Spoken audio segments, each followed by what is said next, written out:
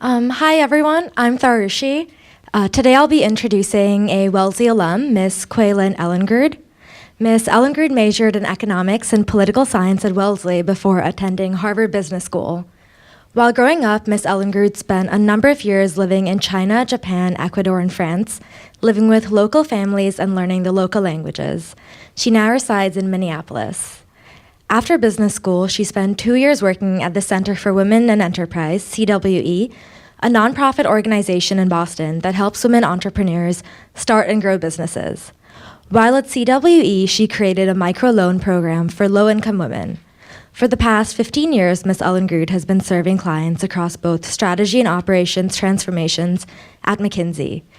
In addition to her client work, Ms. Ellingrud is a member of the McKinsey Global Institute Council, which advises on the Institute's research on global economic, business, and technology trends. She also instigated and co-led McKinsey's Power of Parity work on gender equality and how to help improve the lives of women around the world. She also serves on the board of directors for the Greater Twin Cities United Way and the YWCA of Minneapolis, and has been named one of Minnesota's top 10 corporate women by Twin Cities Business Magazine. She was also named a 2015 Women in Business by the Minneapolis-St. Paul Business Journal. So with that in mind, please welcome or join me in welcoming Ms. Ellingrud.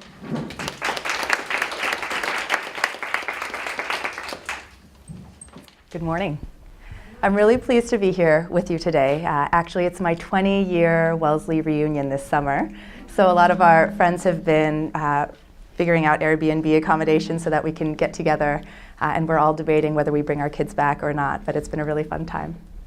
I wanted to share with you highlights of McKinsey's research on gender equality, both on a global level, on a US-wide level, and then take it more to the Fortune 1000 pipeline. So many of the companies that some of you may choose to join, what does the talent pipeline look like in those companies? How do women and men experience the workplace differently? And what are some of the challenges? So I thought I'd give you a tour across those different levels. Before we jump in, though, I thought I'd introduce myself. I'm a mother of 3 girls. My oldest, Kyla, is in kindergarten in a Mandarin immersion school. She's almost 6. And then I have twins who are 3.5. I taught them to ski last weekend, so they had a fun time.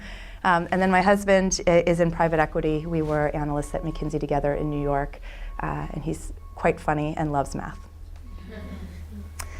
About 5 years ago at McKinsey, I've been there for a long time. I started there after college. I left for a while to work for a nonprofit, came back about 15 years ago.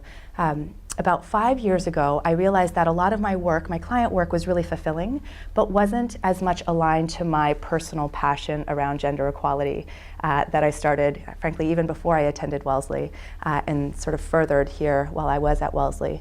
And so at work, I asked for sponsorship from our global managing director, Dominic Barton at the time, and I asked them to invest a team to look at gender equality from a CEO's perspective, from sort of a public or a company leader's perspective. Because I felt like the case for change, kind of do it because it's the right thing that we would all believe, was certainly out there. But for the average male CEO or male political leader, it wasn't all that obvious why he should care about gender equality, and I wanted to make that case really clear. So about 5 years ago, I started that global work. We looked at 95 countries around the world, and then looked at company or country deep dives. So within the United States, we looked at every single state, state by state, and then the top 50 cities, so that we could say to a senator or a congressperson or a mayor, here's why you should care, here's the economic growth at stake for you. So that's what we'll talk about a little bit here. From that work, starting about 5 years ago, it has very fortunately led to client work in this space. So global philanthropies that we have built relationships with and started to work with, who have asked us, I have $200 million I want to invest in gender equality around the world. What countries, what problems should I invest in? And from an analytical perspective, what do I need to invest in first? What's more foundational? Do I need to invest in education first, and then maternal mortality, the other way around? Or what are the foundational elements, and then how do I build from there to make sure that these changes stick and it's as impactful as possible? So that's the client work on the philanthropic side, as well as some multilaterals and then for-profit companies that I've started to do over the last 5 years. And it's been the most fulfilling work I've been able to do at McKinsey, and a big part of why I'm really excited about the work that the company does overall. So with that backdrop, These are the three levels that we'll talk about today: the global view, the US view, and then the Fortune 1000 view. And we've got plenty of time together, so stop me, let's ask questions, let's jump into this together as we get into it. And if we have time at the end, I'm happy to share with you what we've seen companies doing that's been really impactful. There are some leaders in this space. It's a long road to gender equality in the workplace, but we have seen some interesting actions that have accelerated progress. So first, at the global view. I mentioned that we looked at gender equality on around 95 countries around the world, over 90% of women in the world. And the first thing we did was look at it from an economic perspective. What if women were to match the participation of men in the workplace in three main ways? Number one is, are you working or not? Just general workplace participation. And most of the global models take a look at this. The global models, though, don't typically look at two other elements. The second is part-time versus full-time work.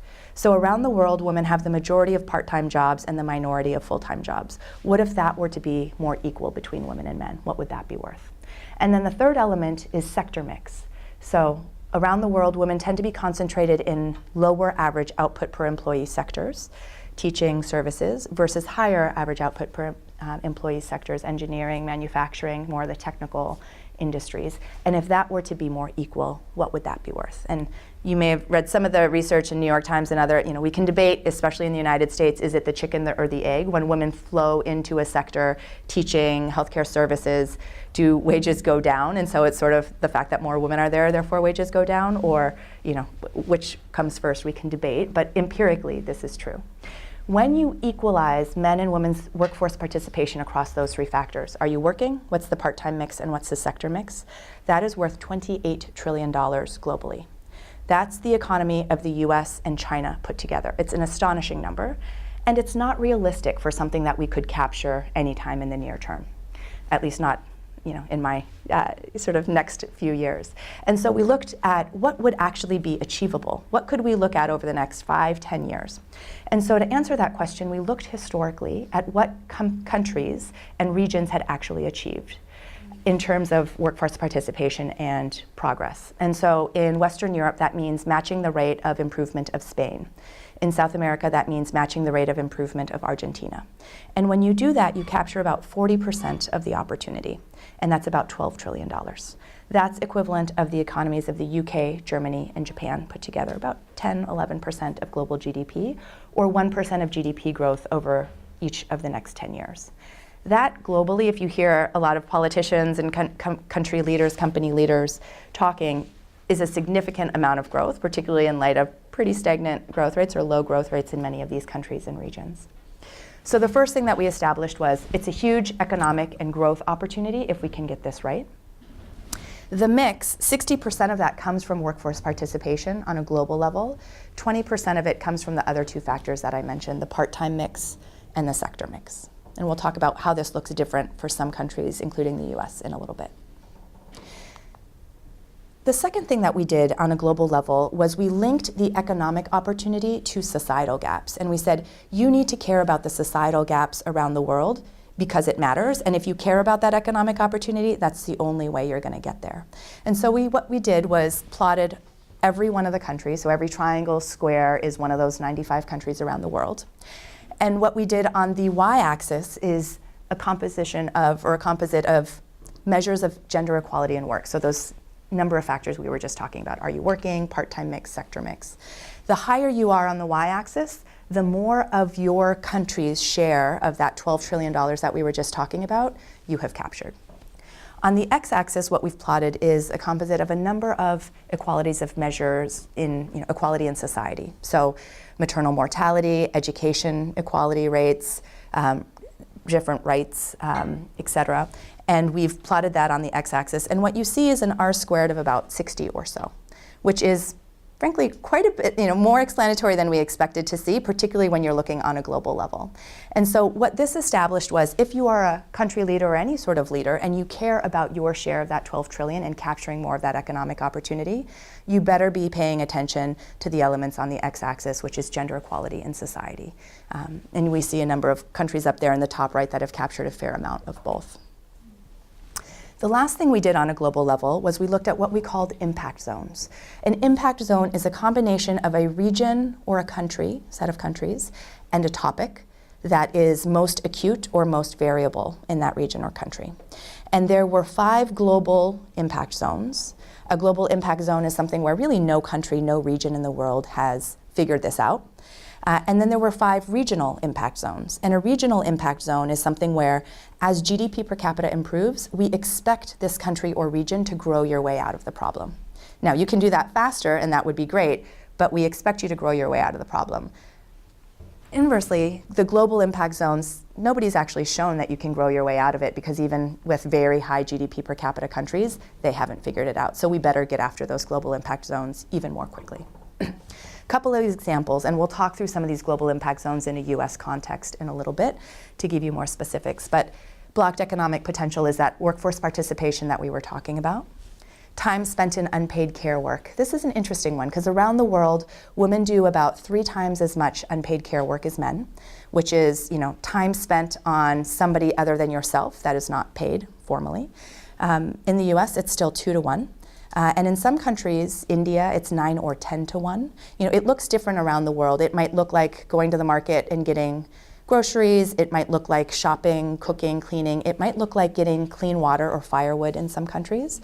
But it is unequal everywhere. And in some countries, it's deeply, deeply unequal. And making that much more equal, both recognizing that that's happening, but also reducing and eliminating that where possible, and then rebalancing it where not possible, is going to be important to get more women into the workplace.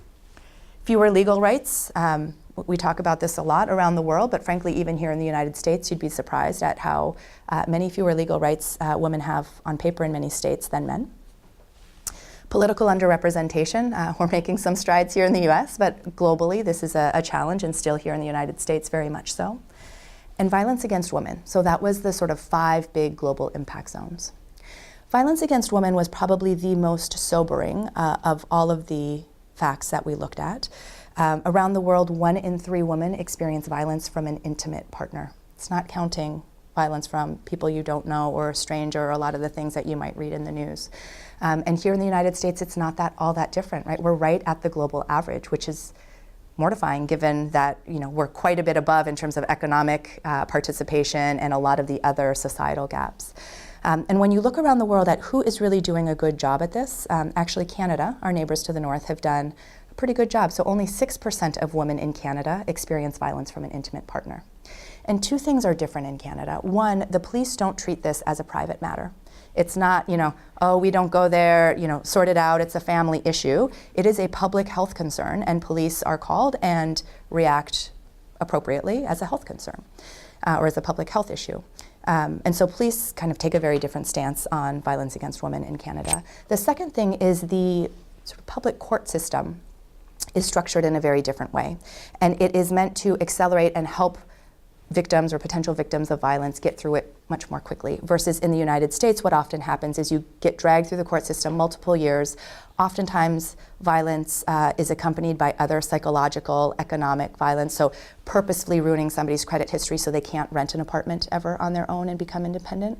And so all of these elements that sort of drag you down into the system are much more streamlined in Canada. In fact, the state of New York has adopted some of these elements in their court system and is one of the best examples in the United States of streamlining systems to really help victims and potential victims of violence. So those are the 5 global impact zones. We have to get after these if we expect to address them. The regional impact zones are more, again, things that we would expect to grow our way out of. So things like, concentration in lower quality jobs, low maternal and reproductive health, so maternal mortality in sub-Saharan Africa. We've seen improvements, but we expect to see more as GDP per capita increases. Gaps in education in India, South Asia, and sub-Saharan Africa. Financial and digital exclusion in some areas, and then girl-child vulnerability. So around the world, 1 million girls every single year are not even born. The majority of that, at least historically, has been in China and India. Now with the change of the one-child policy, we'll see how that evolves. But you could argue if you're not even born, right, that is another significant issue. We've seen that actually improve quite a bit in South Korea very rapidly with a combination of laws that made it illegal for doctors to say the sex, but also to provide sex-selective abortions, and then also a broader PR campaign around the community to make it sort of celebrate girls and what that means. So we have seen countries really accelerate their way out of some of these regional impact zones in a great way. So that was the last thing that we did on a global level. Number one, sort of size the economic opportunity here. Two, connected that to the societal gaps that are holding countries back from capturing their share of it. And then three, connected it to impact zones where you've got combinations of, at a global level and a regional level, countries and key issues that are being challenges. The US's share of that $12 trillion is $2 trillion.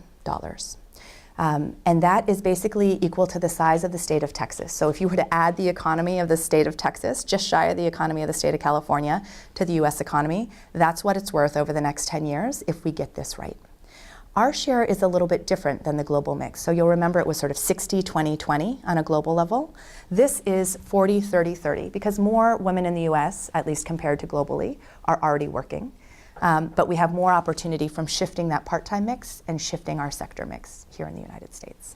But still worth 10% of GDP, 1% of GDP growth over each of the next 10 years if we were to get this right. And what we did on a US level is break this down, as I mentioned, state by state, city by city, to say in Boston, here are all of the women who have achieved a high school degree, a college degree, a postgraduate degree, and who are not working. And then here's some statistics on the percentage of women who are not currently in the workforce but actually wish they were. And so if we had better on-ramps and off-ramps and other programs, and with unemployment at an all-time low, right, what could be possible here if we were to get this right?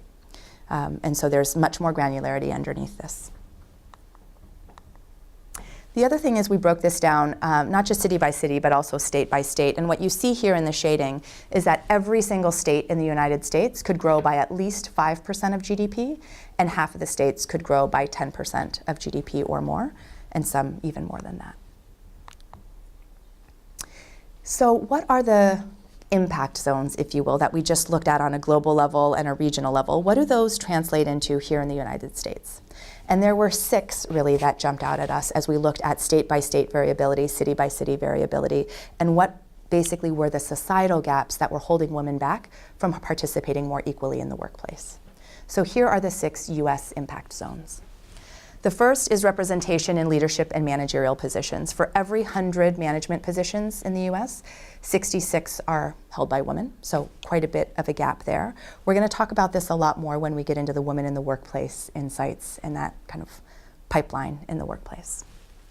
Time spent in unpaid care work, we talked already about on a global level. Here in the US, it's about 2 to 1. And if we think historically at big improvements that have happened over time, so dishwasher, washing machine, a lot of that, there are changes that we see here and now that are the equivalent, but actually there's a lot more impact to be had if we were to just both recognize it, reduce a lot of it, and then share it more equally. And here in the United States, about 80% of this time spent in unpaid care work is shopping, cooking, and cleaning. It's all the stuff that if there was less of it, I wouldn't miss it at all. Only 15% of that unpaid care work is time spent with kids, right? That's the stuff that I thought, well, 2 to 1, I don't mind that so much because I want to spend more time with my girls. But it's really, on average, 15% of that time. The last 5% of it is time spent with parents or in-laws. So making sure that that 80% of the time is either enjoyed or, if not enjoyed, as in my case, reduced and reallocated or more balanced is going to be important. Single mothers. This was pretty shocking. 60% of families in poverty are led by a single mother here in the United States. And in Europe, in the US in this day and age, there are some single mothers by choice, and that's wonderful. That's not what we're talking about here. What we're talking about here is that link or that connection to intergenerational poverty. The fact that a mom who isn't able to finish high school or certainly go on to college would do anything for her kids, but she can't because she needs to get daycare and then can't get the right higher paying job. And that cycle that repeats itself all too often is really challenging, and that's what drives a lot of the 60% there. There are some interesting programs here in the US, so Jeremiah Project is one of them. There's a number of others that address both the mother and helping her get the right skills, the right resume, the right job training, as well as the child to try to break that intergenerational cycle. very much linked to teenage pregnancy. So 600,000 girls every single year between 15 and 19 get pregnant. That's not counting the girls at 20, 21, 22 who get pregnant a lot earlier than they want. And of all of the impact zones of these 6, this is the one that we have seen the most progress on over the last 10 years. And the reason why is due to 2 factors. The first, many of you may remember, is MTV Teen Moms. Anybody here seen MTV Teen Moms? All right, a few. Growing up at that time, I did see it, and I remember a lot of the uproar that people, for those of you who haven't seen it, it's a TV show that showcases a number of young teenage mothers in high school, typically with deadbeat boyfriends who are not helping at all, and what their life is like now that they have a kid. And when it first came out, you can imagine a lot of uproar saying, you're glamorizing being a teenage mother, everybody's gonna wanna do it, we're gonna see a huge spike in teenage pregnancies. Well, it turns out you can do the closest thing to a scientific experiment with MTV Teen Moms. So you can show it in some states and not show it in others, and then you just monitor the Google search results. And you get a lot of, how do I avoid getting pregnant? How do I figure out how to fix my birth control? And it turns out that MTV Teen Moms is driving about 1/3 of the drop in teenage pregnancy rates across the United States. So huge kudos to MTV and lots of progress there. The other 2/3 of the drop that we've seen is long-acting birth control, typically available day of. So it turns out when you depend on a teenager, or frankly many people, but even especially a teenager, to either remember to take the pill at the same time every day or use a condom or a lot of these other methods, it doesn't work out very well, especially over the medium to long term. Versus an IUD, a patch, other long-acting birth control that they don't need to think about. And when it's available day of, and especially under some healthcare systems, free, it has driven the other 2/3 of that impact. In some states, we started to see this impact in the state of Colorado, where they were doing some tests and they saw significant impact with long-acting birth control. And then some nonprofit organizations like Upstream have taken that, replicated it in the state of Delaware, and are now expanding to Georgia, the state of Washington, and more nationally. So lots of improvement there. Still more to go, but I think a real bright spot in terms of pretty rapid improvement. Political representation, and this was right before the last election, so I think we've seen even more progress recently. But nationally, if you think about kind of Congress people, the House, the Senate, governors, for every 100 men in political office, there's about 30 women. Maybe now it's edged up to a little bit more, 35 or so. And the things that we know about women and men in politics are a couple of things. One is that women tend to come to politics much later in life, and for a very specific reason. Versus men are much more likely to say, I've always thought about it myself as a politician, or from a very young age, I wanted to be a politician. And women are much more likely to say, I want to do this because I had this experience with healthcare, or my kids had this experience, or I lost my child to gun violence, or whatever their very passionate cause is, they're much more likely to be drawn to politics for that reason, on average. The other thing that we know about men and women is that when they run the first time around, they win and lose at the same rates, which I was actually encouraged by, surprised and encouraged by. What's different, though, is women are much less likely to pick themselves up from a very public, embarrassing loss and run a second time. Men are much more likely to pick themselves up from that loss, take what they learned, maybe a little bit later, but take what they learned and run again. But imagine, you've just asked all your friends and family for contributions. You've probably invested a lot of time and energy and money yourself. And you've asked people to very personally vote for you, right? It's not your idea, it's not your company, it's you personally, and you've lost. And most women would want to shut the door on that experience, put it behind them, and frankly never revisit that chapter again. And so how do we encourage more women to pick themselves up, learn from it, and then say, gosh, I'm gonna run again, because I know second time win rates are a lot higher, and I'll take everything I learned and be even better this time. So those are some of the differences that we'll hopefully start to see over the medium and long term as we witness this wave of women in politics. And then the last one, violence against women, we talked about both here and in Canada, and what some of those differences are. So those are the societal gaps more specific to the US that are holding women back from participating more equally in the workplace, and frankly, holding women back more broadly than the workplace. Any questions before we continue? Yeah? Hi, my name is Sandra. I just had a quick question about the statistic aspect of it, about how you guys, divided between high school diplomas and stuff like that in the workforce. workforce. And I was just wondering, like, was it through, like, were they specifically women who wanted to join the workforce and couldn't, or was it just like all abroad, just on population? Yeah. Two different data sources. So one is a data source on last or highest level of education achieved, and then others were more surveys and kind of data on surveying women across all educational levels or differing educational levels on would you re-enter the workplace if you could, right? So a lot of women might be out of the workplace for 5 years, 10 years, but then if there were a reasonable or easier way to get back into the workplace, would actually very much welcome it, especially if it were a more flexible work environment. I think something like 70% or more of women 5 to 10 years out would welcome re-entering the workplace. I don't remember the exact numbers, but it's something in that range. Yeah, please.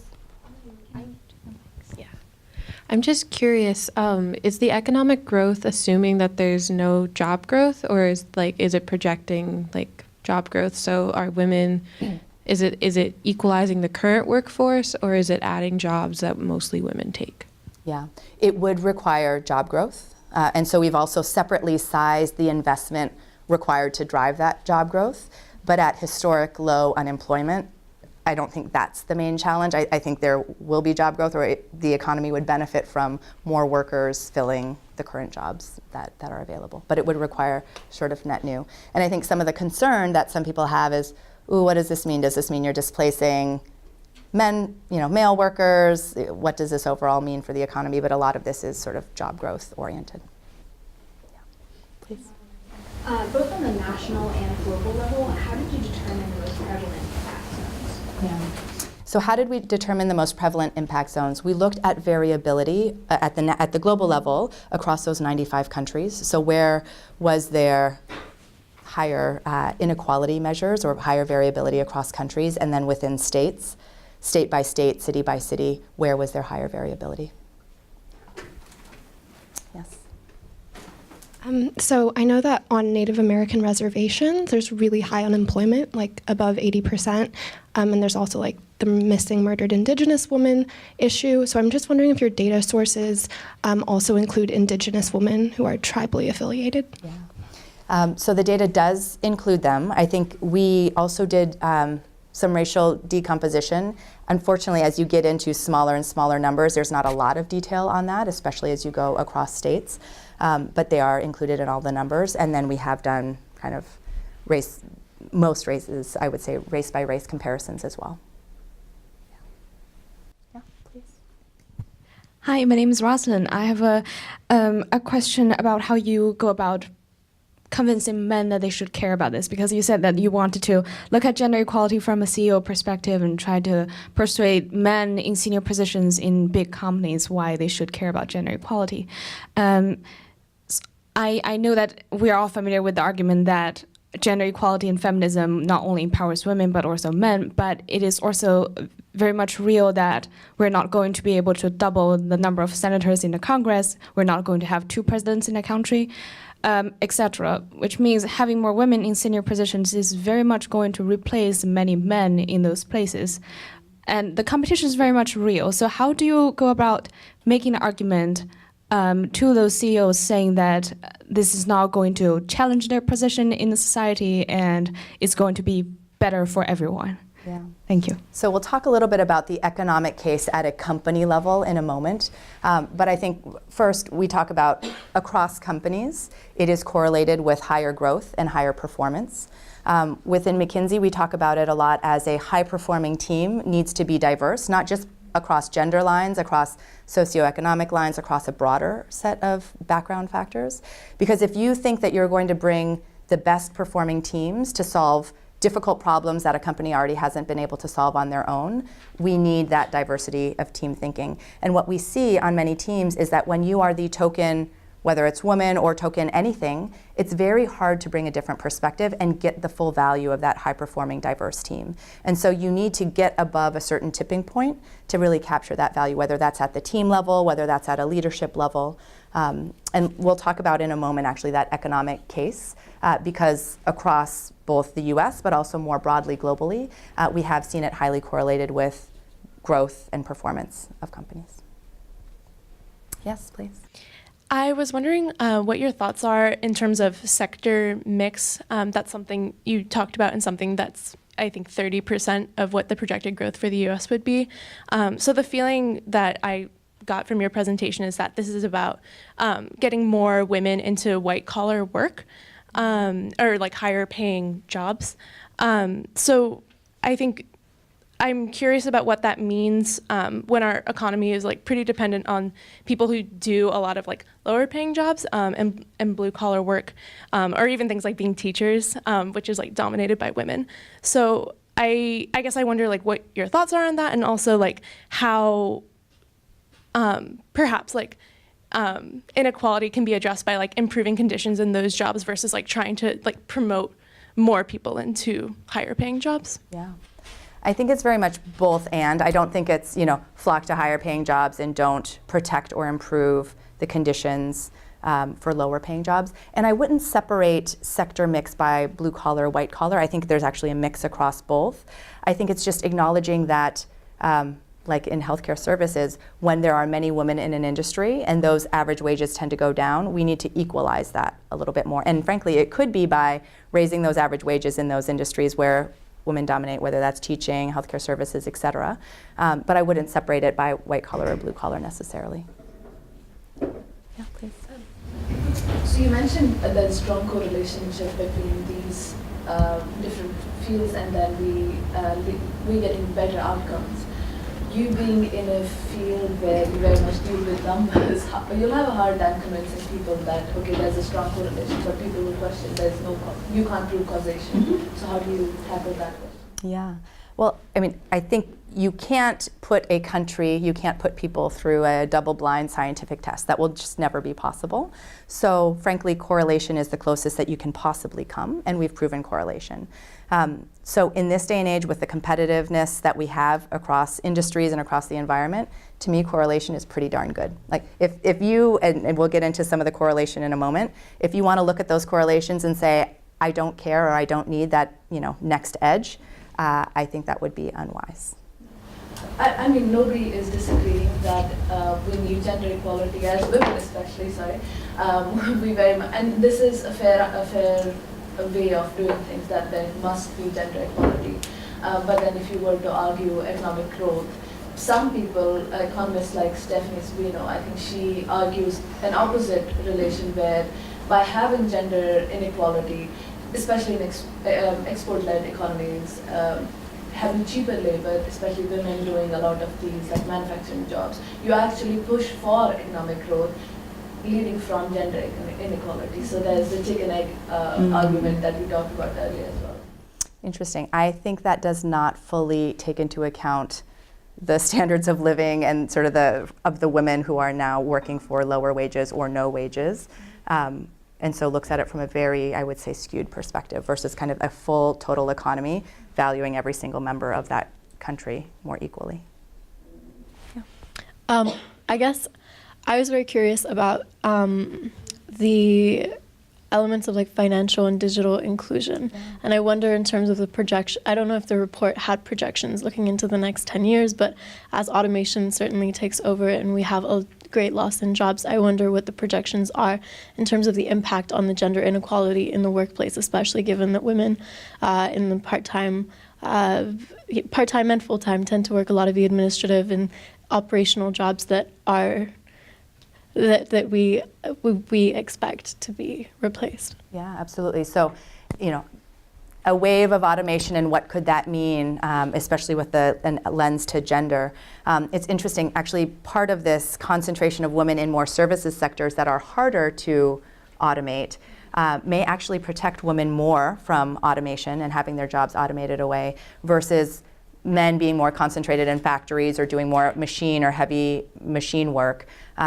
Will probably open them up to more of those jobs being eliminated through automation. So there is actually a very interesting gender lens, as you point out, to automation and the impact.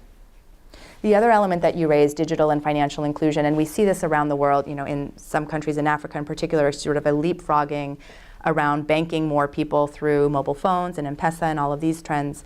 But what we often see is if there is in a family if there's one phone, it will often go to, it almost always, go to the man. If there's a smartphone and sort of a analog phone or a dumb phone, if you will, the smartphone will go to the man, the sort of dumb phone that has lower functionality, lower capabilities will go to the woman. And so even within making improvements and getting better connectivity to markets and all of that, there is still inequality within a family unit. And there's a separate, not this research, but there's a separate research on some of those projections in collaboration with the Gates Foundation. Yeah, please. Yes, please. So you talk a lot about the economics and using that as incentivization, but what about for groups that are non-profit, or for instance, like the US military, which has about like a 14% rate of women and also has rising levels of violence? How do you plan or would think about bringing these topics to light? Yeah. So for nonprofits often care just because they're in it to do the right thing anyway. But let's say for the US military, a lot of that would be the section we're about to talk about, which is what does the pipeline of talent look like in a company, in an organization? How is that unequal? How do we get to equalizing those gaps? So we'll talk about that in this last third section. I noticed a few slides back when you had the 10 impact zones and the 5 that you sort of said countries usually grow their way out of. I noticed that for a few of them in developed countries like the US, a lot of those are still pretty racially and class divided, like maternal mortality. I was thinking in particular, like the rates are incredibly different across races. And I was wondering if your analysis accounts for that, and like that countries may not be able to just grow their way out of those completely. Yeah, I would say a lot of the regional impact zones, so the bottom sort of 5 of those, it's not that they're completely eliminated, but on a relative basis, as you compare them to, let's say, the global impact zones and how much variability you see there, there's much, much less. And so they're not completely perfect. I think on no one of those 10 are we actually fully out of the woods or fully solved the problem. And racial kind of discrepancies, socioeconomic discrepancies, many others still remain. So. Let's shift into the third section then, which is women in the workplace. And we have a multi-year partnership with Sheryl Sandberg and Lean In, and have done quite a bit of research around companies across the United States. This last year, we took a look at over 300 different companies. And then this work is also based on some of our Diversity Matters global research, which is US, UK, some European countries, and some South American countries as well, countries and companies as well. And what we see as you look across companies and you correlate diversity of a leadership team, a management team, to their performance, is that companies in that top quartile of diversity are 15% more likely to outperform if they are gender diverse, and 35% more likely to outperform if they are ethnically diverse. And again, this is correlation, not causation, and this is within industry. So if you're in consumer products and you have more diversity, it's correlated with better performance. Now you could argue, well, maybe it's just that women and diverse leaders are attracted to high-performing companies. That may also be true, which would be very smart of them. But this kind of really established that there should be some sort of link here. And interestingly, on the gender diversity side, we didn't see a relationship until a 22% tipping point. So back to the sort of, if you are the one woman on the leadership team and you're expected to magically represent all women's perspectives, we're not going to see a lot of value from that token diversity. If there's 2 or 3, there's more of a tipping point where you represent your true perspective and your background, and there's more of an open debate and challenging of what the norms are and what everybody might have assumed so far. So there's correlation, and it is deeply linked to company performance. The research that we did was around 300 companies. We also surveyed about 64,000 individuals, men and women, across these organizations, and it represents about 13 million employees across the United States, across industries. Unfortunately, given the rate of progress over the last 3-4 years that we've been doing this survey, it will take 100 years, if not more, to reach C-suite equality. Every year it edges up by either 0 or 1% at every level, and we'll talk a little bit about what that pipeline looks like in a moment. If there's a single page, yeah, go ahead. C-suite equality? Yes, so C-suite would be direct reports to a CEO. So CEO -1, yeah, all of the heads of business units, owners of P&Ls, and then typically, head of HR, CIO, CFO, et cetera. So this is the page that kind of puts it all together in a nutshell for the typical or average Fortune 1000 company. And I'll talk a little bit about how this might differ industry by industry, because different industries have different typical challenges as well. But on average, right here is where you see the entry level of the funnel. So right out of college or right out of high school, whenever you might enter a corporation, we see overall 48% of that entry level is women. At the manager level, that first promotion to manager, that already drops by 10 percentage points down to 38. And then a couple of percentage points at each level, all the way down to about 1 in 5 in that C-suite or direct reports to the CEO. Now you might look at that 48% and think, almost to 50, that's pretty good. And it's better than the rest of the pipeline, that is true. But keep in mind that women in the United States today get 57% of college degrees, just higher academic achievement overall, and the vast majority of college degrees, also higher average GPAs, the majority of valedictorians, salutatorians. So academically, women are deeply outperforming men, and there's no reason why, if corporate America were getting their fair share of talent, that this number wouldn't be more than 48%. This first drop, we'll talk about it in a moment, but that 10 percentage points, it's almost impossible to recover from that first drop further on in the funnel. And there's a lot of things that companies do to try to equalize that or make it a little bit better, but that is the key sort of choke point that we need to address early on and make sure that women and men are advancing in the same ways. And now, one bank that I worked with realized that some of its advancement policies were on the face of them gender neutral, but actually having a very different impact in practice. And so they were asking, for example, branch managers to move to be a regional manager and typically move to another part of the state right around the time when a typical manager would be having kids, whether man or woman.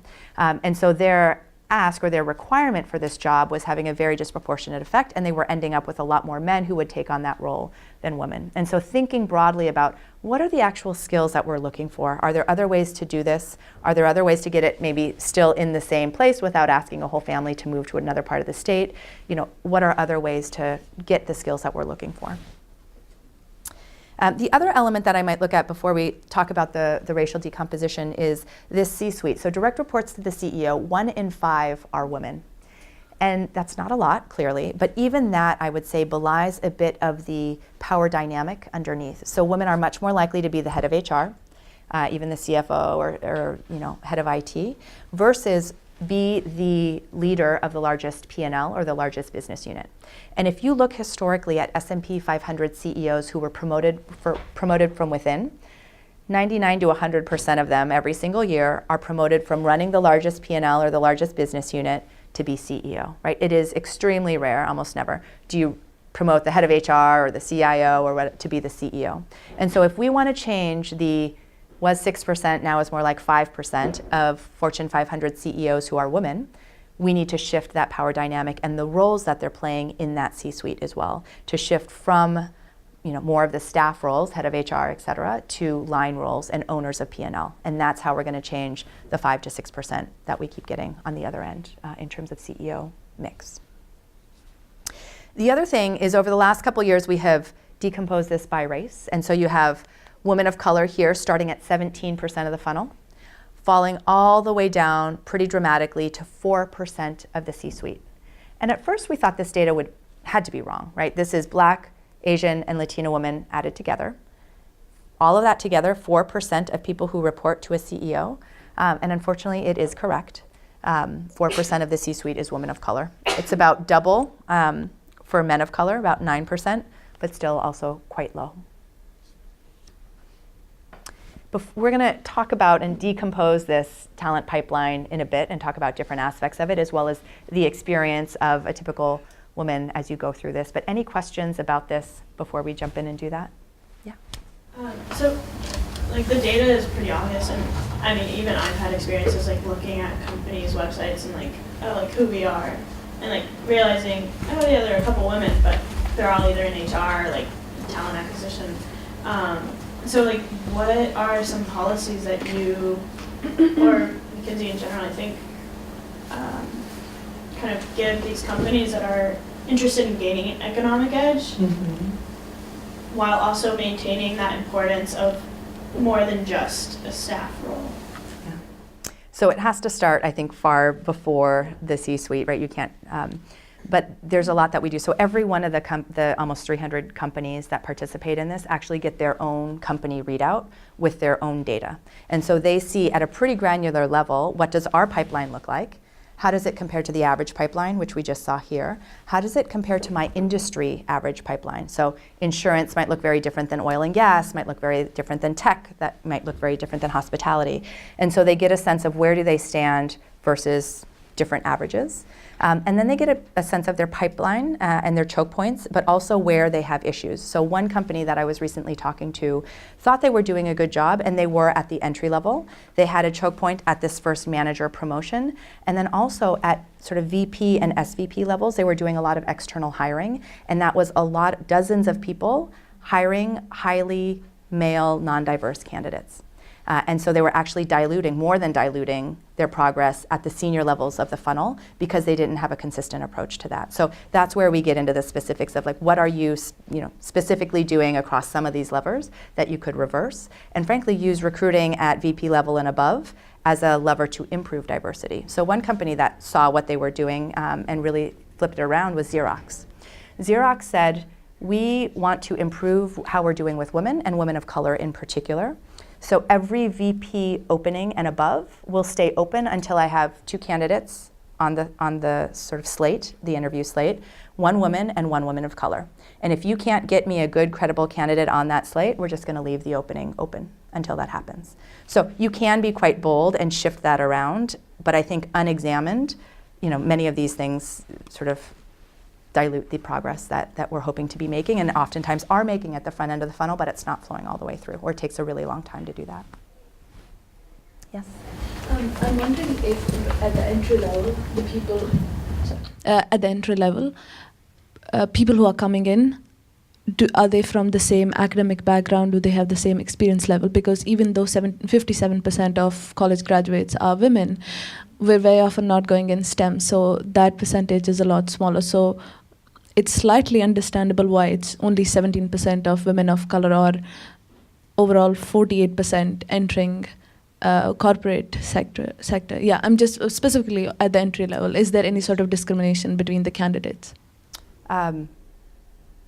No, but it differs by industry. So for example, in tech, in oil and gas even, where it might draw more heavily from engineering, or I would say broad industries where they're looking more for a computer science background, which 1 in 5 computer science grads are women this day and age. It used to be 2 in 5 20 years ago, so we've halved our progress there.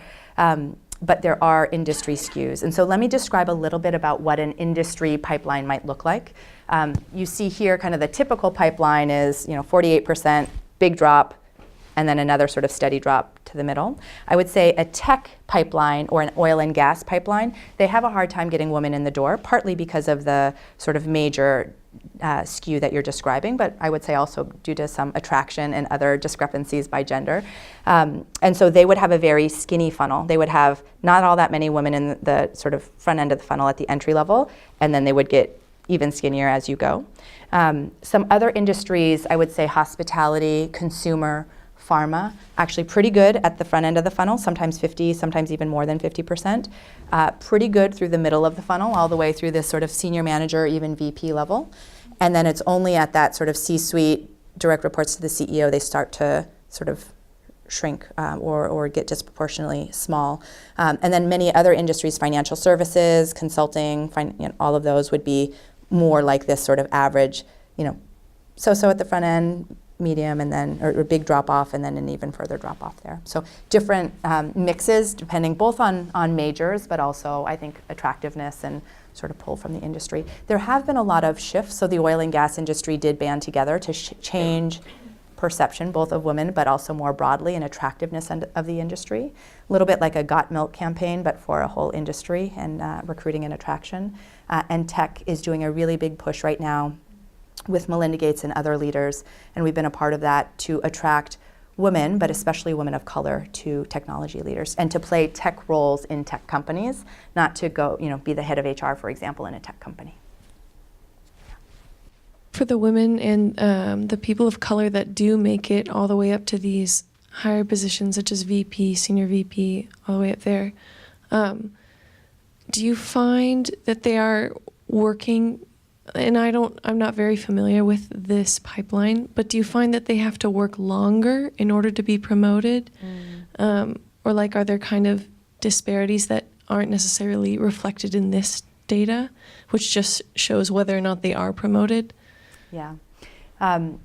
So this is sort of a snapshot moment in time of where they are in the pipeline. We do often see women are stagnating in the pipeline, so they take longer number of years to be promoted to that next level. Interestingly, we've also seen some data where, for example, Google's promotion process is that you apply to be promoted, right? Because they want to reserve the valuable time of their promotion evaluation committee. And so when you're ready, when you think your case is strong, apply for a promotion and we'll review it and approve it if it meets the criteria. And what they were finding, no surprise, is that men would apply very, very early on average when they had, let's say, 3 or 4 of the 5 criteria, and women would wait and wait and wait quite a long time until they had 6 of the 5 required criteria. And so their pass rate or promotion rate when they would finally apply was much higher, but they were waiting too long, exactly to your point. And so it took them a while more, partly because of what they were doing, but you could argue more broadly. And so there's a different approaches to fixing that problem. One could be, well, we're going to fix the process and make sure that everybody goes up for promotion.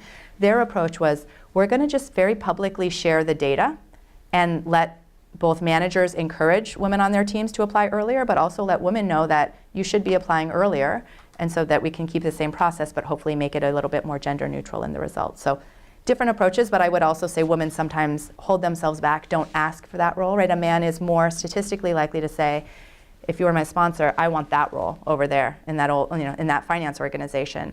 And a woman on average is more likely to say, I'm gonna put my head down, I'm gonna work really hard, and I hope that somebody will notice it. And that just takes a really long time to happen and sometimes doesn't happen.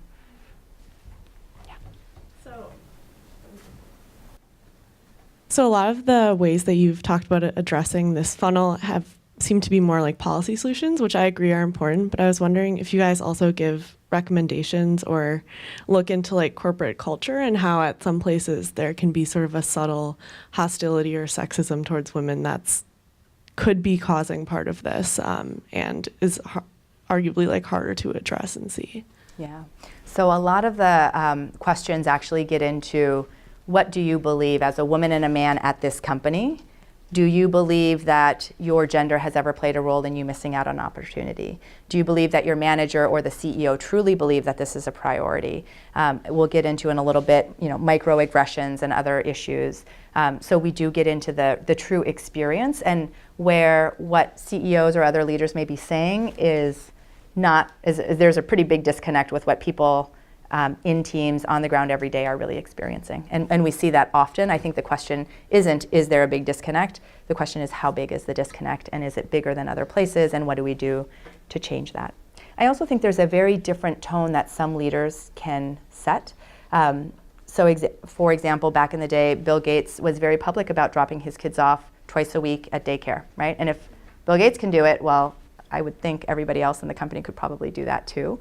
Or at Facebook, publishing a photo of, feeding your kid and saying most important meeting of the day and taking a sort of proper paternity leave sets a very different tone than when you pass people in the hall being like, oh, I was so busy, I was on my phone the whole time I was on vacation. Right? These are subtle but important tones that you set in the organization around the breadth of leadership styles and what it takes to be a successful leader at the company that are important for men and women, but I would say particularly important for women, because when we ask women, do you want to be promoted to the next level?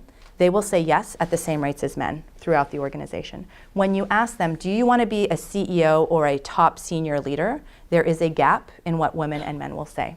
Women will be much less likely to say, yes, I want to be that top leader. And when you get underneath and you ask why, primarily it's because they feel like the trade-offs, that sort of 24/7 pressure and expectations are frankly not worth it. And so they say, yeah, I do want to get promoted and I want to do well, but maybe that top level isn't quite worth it because of some of these things that I see. Yeah. Do you ever feel or think as though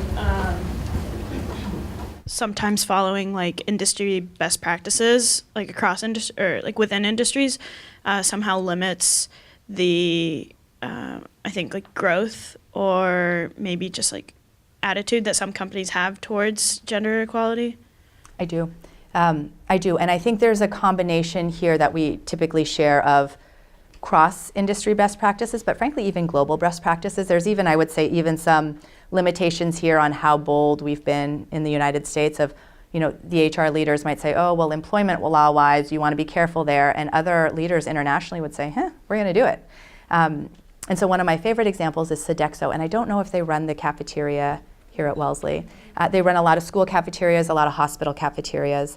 And globally, their CEO looked at their own data, back to this correlation point, and they said every group that is 42% or more diverse leaders, women and broader diversity, has performed better in a downturn, has had higher growth rates, and higher profitability. So 15% of your senior leadership comp is tied to getting to 42% or more diverse leadership. Go. If you told a typical US HR leader, I'm going to tie 15% of their comp, they might get a little bit nervous. But globally, we've seen some of these things happen. And you can imagine when it's more, clear 15% of comp, the change is overnight, right? And you get creative about how am I going to find those people within the organization, beyond the organization, and make the real case economically for our company. Yes? Can you share a little bit more about your experience at McKinsey and what the pipeline looks like and what policies are implemented in ensuring gender equality within this large consulting firm? Yeah, absolutely. So at McKinsey, we are at this entry level targeting 50% women. We're very close, certainly in North America. In some regions, a little bit less so, but getting closer. So I would say 35 to 50% is sort of that entry level. And then here in the middle is about a third women. And then at the top end of the level is more about 25% women. And so kind of working through that more systematically. Part of what we're doing, I think we're doing a number of things, but two in particular that I'll emphasize that may be a little bit different than what other companies might do.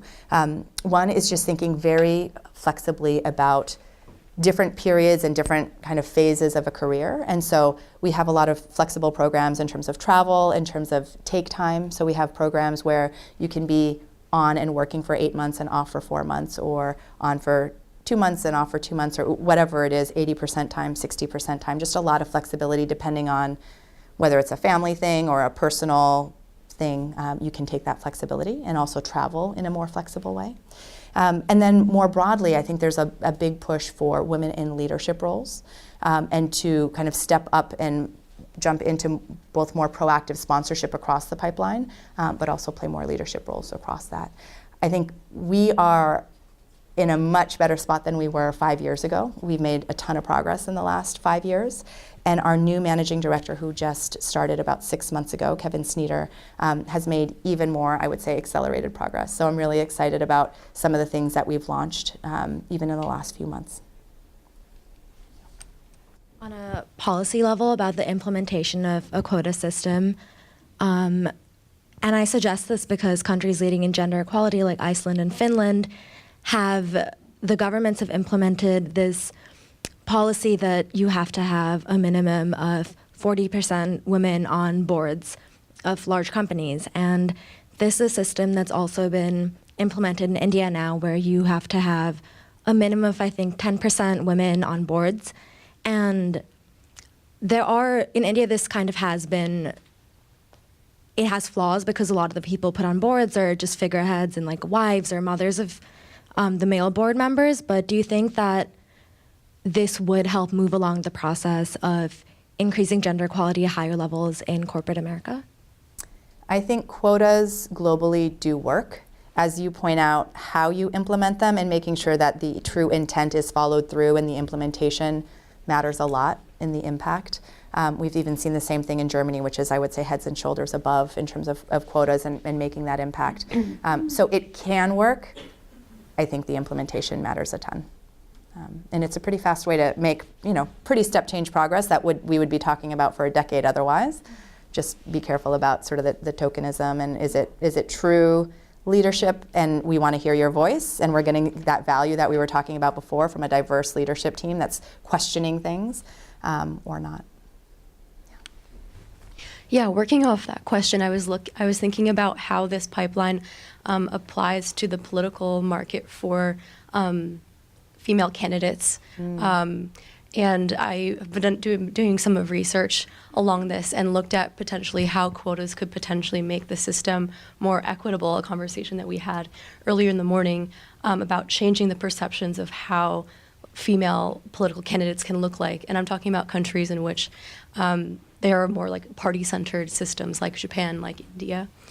And my question to you is that you talk a lot about how men are kind of the gatekeepers in terms of potentially changing the culture around like the political realm or in this company. But how can we incentivize them to have a greater responsibility in doing that? I don't know really. There's been a lot of research on this, but not a lot about how to change attitudes that are beyond just saying, oh, this will be economically beneficial for your country, or this will be economically beneficial, you'll make more money.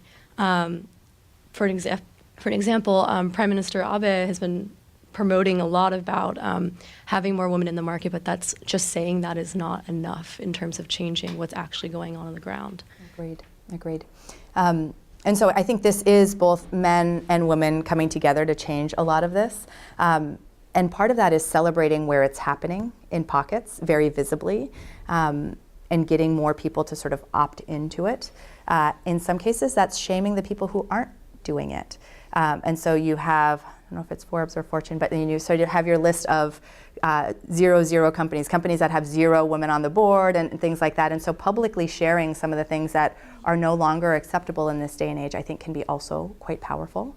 And then working with them on, what are the concrete actions, not 10 things, but what are the 2 or 3 things that we're going to identify and just execute the heck out of, and then see how much progress we've made in the next year, and then step back and evaluate and maybe fine tune from there.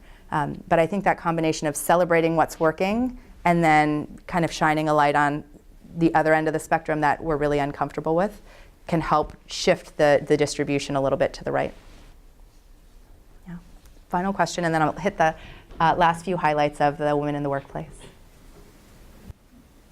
I'm just curious about how seeing improvements in this kind of corporate pipeline may impact the rest of society, because as you mentioned earlier, poverty has a really cyclical nature, and so there's a pretty deep divide between corporate America and maybe other people's experiences in the US and probably in many countries. And so I'm wondering how seeing improvements here may impact populations that aren't interacting with this pipeline. Yeah.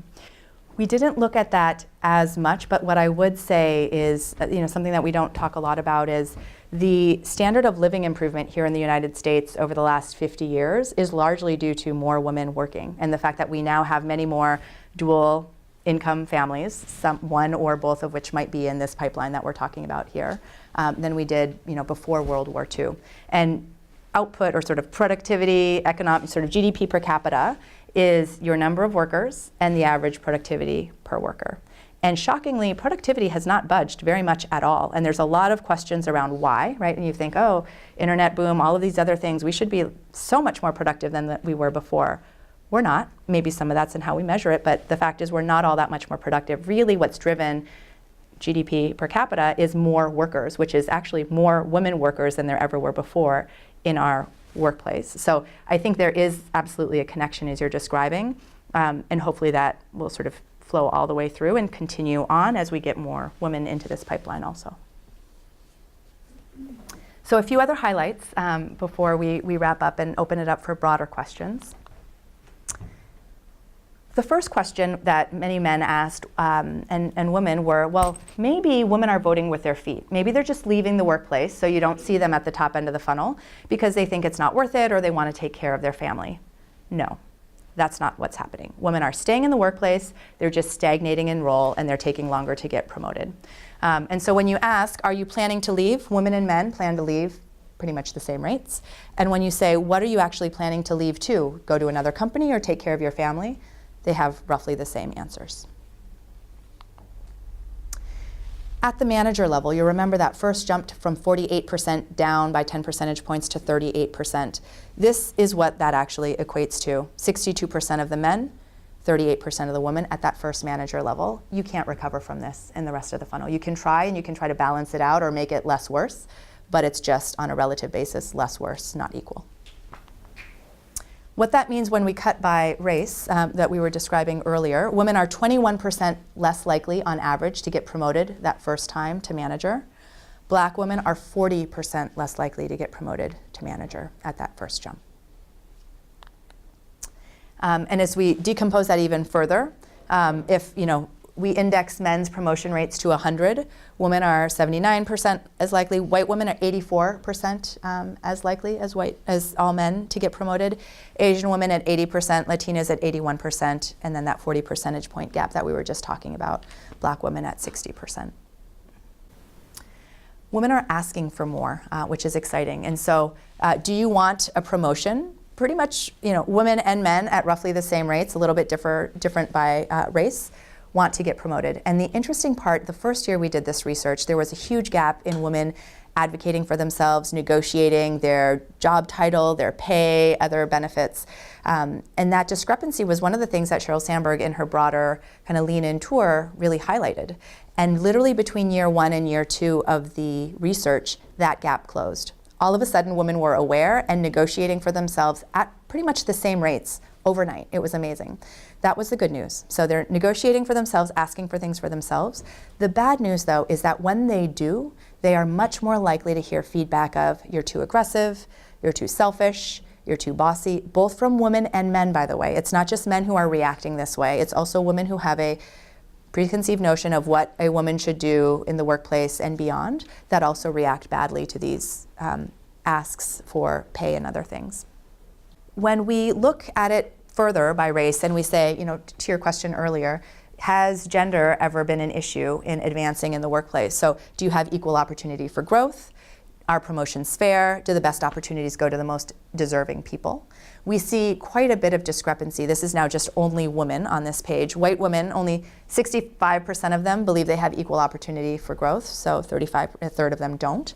About half, less than half of them, believe that promotions are fair and opportunities are allocated fairly. And that number from half drops even further as you cut by race. So Asian women even less likely, lesbian women next least likely, and then all the way on the left, only about a third of black women believing that the system is fair and things are working the way they should. Yes? How are Arab and Middle Eastern women accounted for in these systems? Do they fall under the white category? I think it would be in women of color as sort of the other kind of broader bucket. Yeah.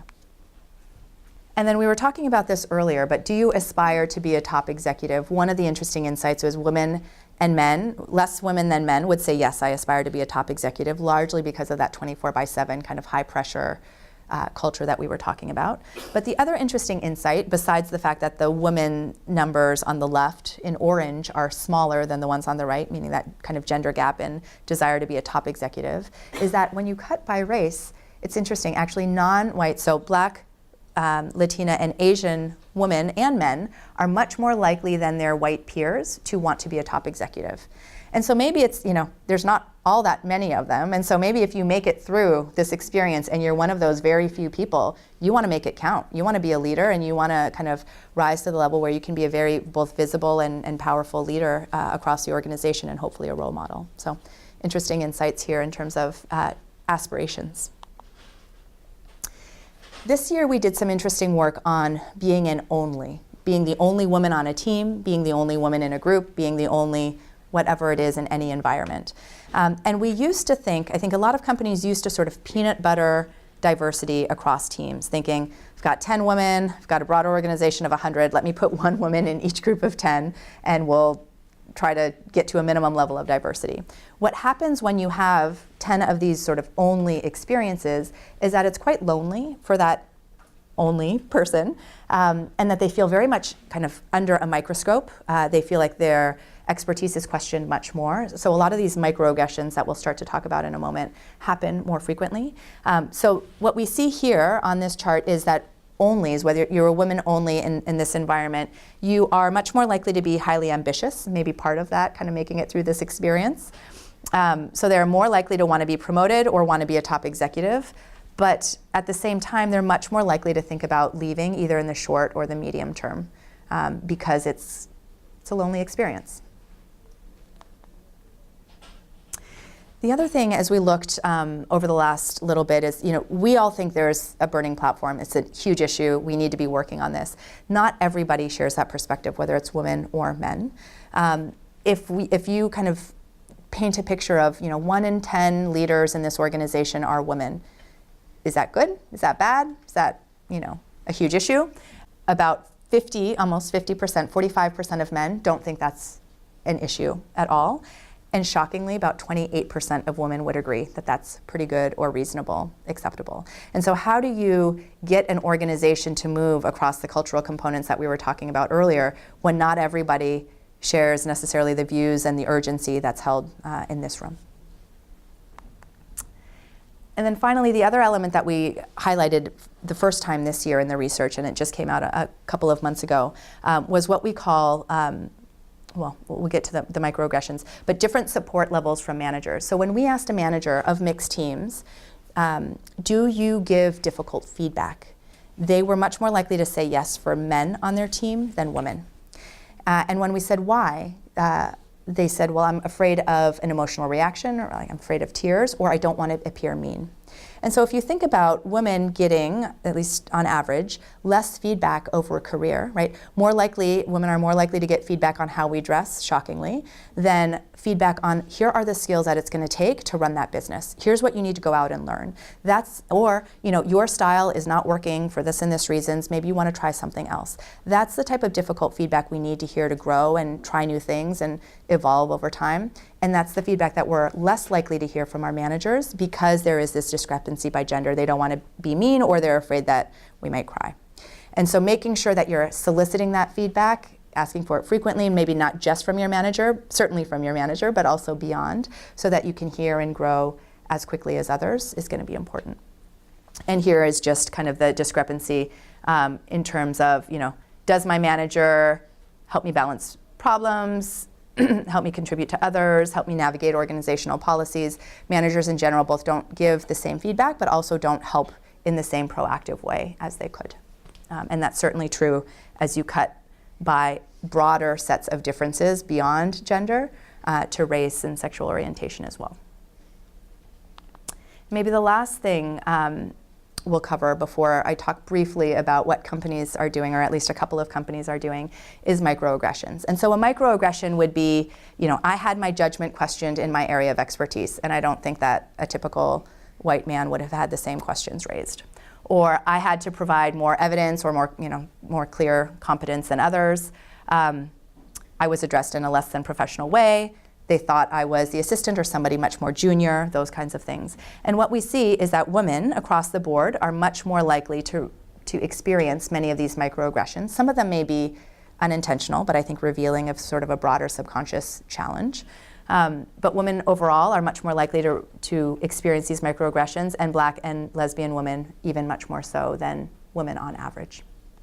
And so these small things, right, the microaggressions adding up every day over the course of a career, over the course of a lot of interactions, being important ones to challenge and recognize and shift over time.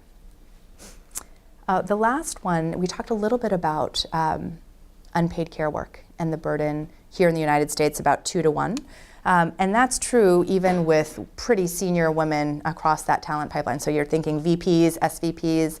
As those women, reach those levels, even the C-suite women, they're much more likely to either have a working spouse, or even if they don't have a working spouse, to do most or all of the housework at home. And so that double burden of I have to perform at the office, and I'm also doing the majority of either childcare or housework as well, is quite true, as we see it in the numbers. About 38 to 40% of women tend to do either all or most of the housework, compared to 10 to 18% of the men, a little bit lower for older men. But even when women are the primary breadwinner, so earning the majority of income in their family unit, 43% of them are doing all or most of the housework, as well as earning most of the income, versus if you ask men who are earning the majority of the income, only 12% of them. So that discrepancy and lack of equality there is certainly a big challenge. finally, we'll wrap it up with what are companies doing. We've mentioned a couple of things like Sodexo and others as we've talked through this. Many of them are picking a couple of things, and it might be launching a sponsorship program and launching unconscious bias training, for example, but not just training for 3 hours in a room, but how do I work that into my people system so that when we have reviews, we're having conversations around, would we have had that same conversation if that weren't a woman coming back from maternity leave? Or would we have had that same conversation if that weren't a man in very much the same aggressive leadership style as his sponsor or mentor? And challenging and having these tough conversations in people discussions so that everybody in the room is starting to challenge their own assumptions and hopefully think in a different way, kind of working that unconscious bias into the system. Beyond that, picking a couple of things and really executing, there are a number of other elements that companies are doing overall as kind of the scaffolding or the structure of their program. So focus, I would say, is the most important thing, and kind of CEO sponsorship so that there is that tone from the top. But understanding what their data really looks like and then setting really aspirational targets, cascading that by business unit, by function, so that you understand not just at the top, but within my group, where are the choke points and where do we really need to improve. Ensuring that hiring and promotions are fair. So I'm sure many of you have seen some of the studies around resumes and exactly identical resumes for Jane Doe and John Doe. And both women and men aspiring very different leadership qualities, but also potential to exactly identical resumes with just different names on them. And should Jane Doe put active PTA member on that exactly identical resume, 87% less likely to get called back for an interview, right? Those are the unconscious bias assumptions that we make about her priorities are her children. Her priority won't be work. If John Doe and Jamal Doe have exactly identical resumes, right? That's worth about 8 years of experience and 50% less likely to get called back for an interview. And John Doe and Mohammed Doe, similarly, a huge gap, about 3 to 1 in terms of likelihood to get called back just by the name and nothing else being different. And so that we can scientifically prove there is bias, conscious and unconscious, working into these hiring and promotions. That's just at the entry level when I don't even see the person. It's just on paper, literally identical font, identical bullets. How do we, throughout the pipeline, make sure that these hiring and promotion decisions are fair and that there's not bias creeping in? Making managers active champions of diversity. It's one thing for a CEO to say, I really prioritize this, I believe in this. That needs to trickle down and empower those managers as well, so that they can help make trade-offs at the day-to-day level. An inclusive and respectful culture we were talking about earlier, making sure that awkward conversations at a team level, that those managers are empowered to stop that and change that, and that there is a very positive tone from the top set. Making that only experience we were talking about rare, so not peanut buttering around the diversity, but making sure, for example, we're going to take this one group and this one team and we're going to show how it should look, like what full diversity and equality looks like, and we're going to make that sort of the microcosm of the way we want to shift, and then flow that through the rest of the organization as an example.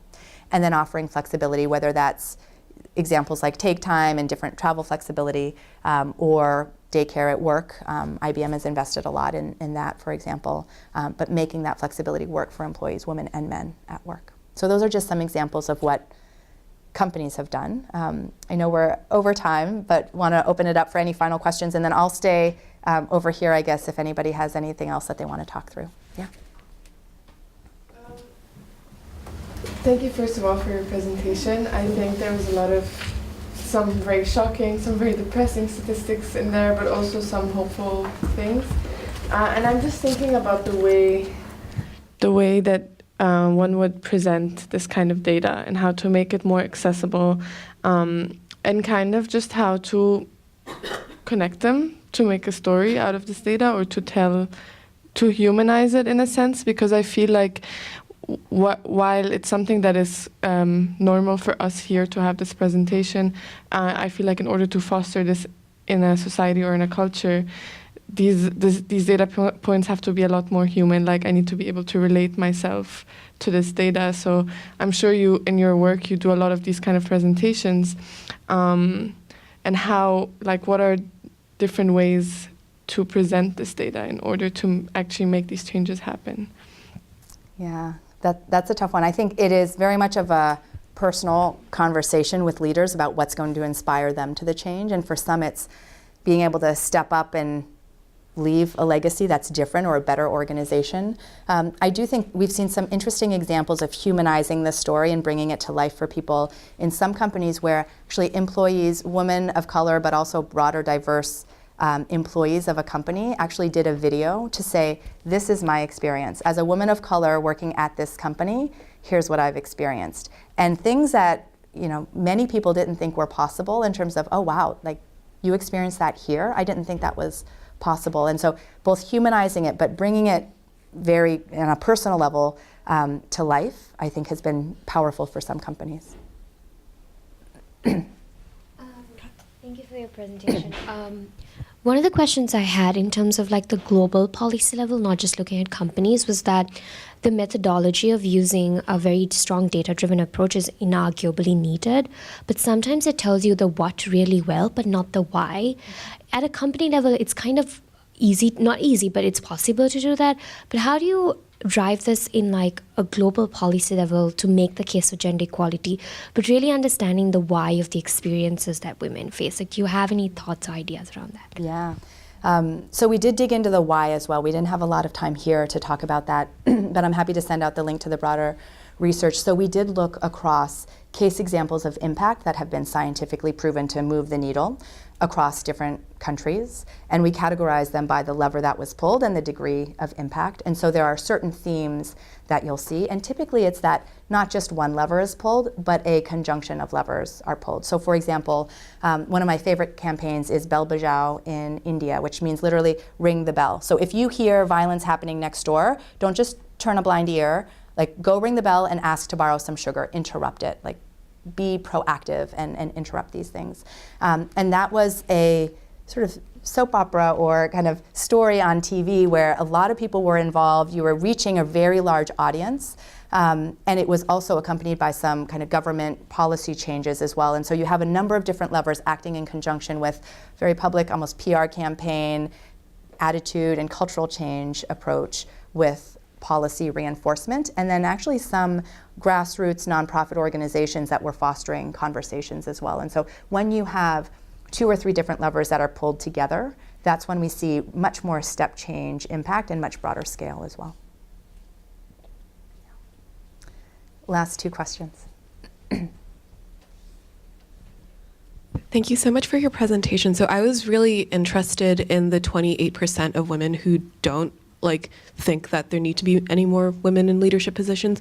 In collecting your data, did you notice discrepancies between kind of how many years one has been in the industry or the seniority level on of the women in question? Yeah, I did not notice any disproportional patterns there. I think a lot of it is just, well, maybe that's good enough given what I've seen. It's always been like that.